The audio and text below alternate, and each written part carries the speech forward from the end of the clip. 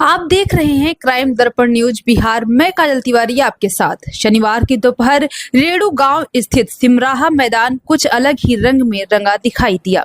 मैदान में न सिर्फ नारों की गूंज थी, बल्कि लोगों के चेहरों पर एक उम्मीद और विश्वास की झलक भी साफ दिख रही थी। हर दिशा में आती भीड़ इस बात का इशारा कर रही थी कि फारबिसगंज विधानसभा की राजनीति इस बार नया मोड़ लेने जा रही है। हजारों की संख्या में जुटी जनता उस वक्त रोमांचित हो उठी जब मंच पर पहुंचे निर्दलीय प्रत्याशी राजा रमन भास्कर उर्फ रंटू मंडल ने हाथ मिलाकर लोगों का अभिवादन किया।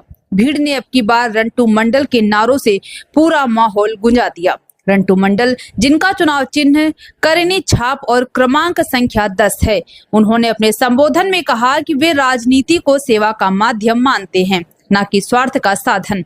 उन्होंने कहा कि मेरा संकल्प है कि इस क्षेत्र के युवाओं को रोजगार, किसानों को न्याय और आम जनता को सुविधाएं मिले। राजनीति का असली मकसद जनता के बीच रहकर उनके दुख दर्द को समझना है। सभा में विशेष आकर्षण का केंद्र बनी जानी मानी हस्ती माही मनीषा, जिन्होंने मंच से लोगों को लोकतंत्र के इस महापर्व में बढ़ चढ़कर भाग लेने की अपील की। उन्होंने कहा कि जनता के पास इस बार मौका है एक ऐसे प्रत्याशी को चुनने का जो ईमानदार और जमीन से जुड़ा हो।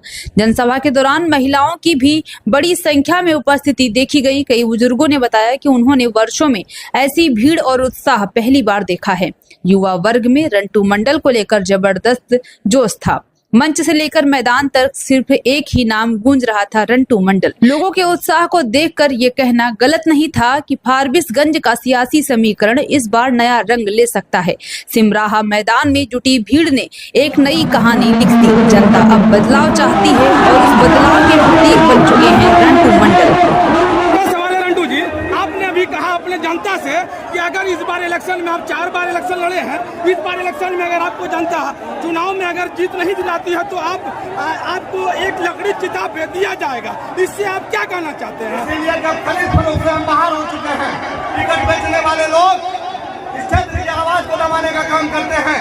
जब इनके लिए नहीं जी पाएंगे, इन लोगों से आशीर्वाद के रूप में एक लकड़ी मांगने का काम किया। ऐसा जिंदगी नहीं जिएंगे हम।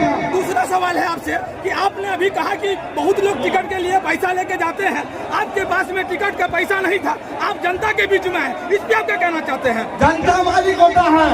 जनता जब पागल हो जाएगा ना, कितने को पागल करने का काम करता है जनता।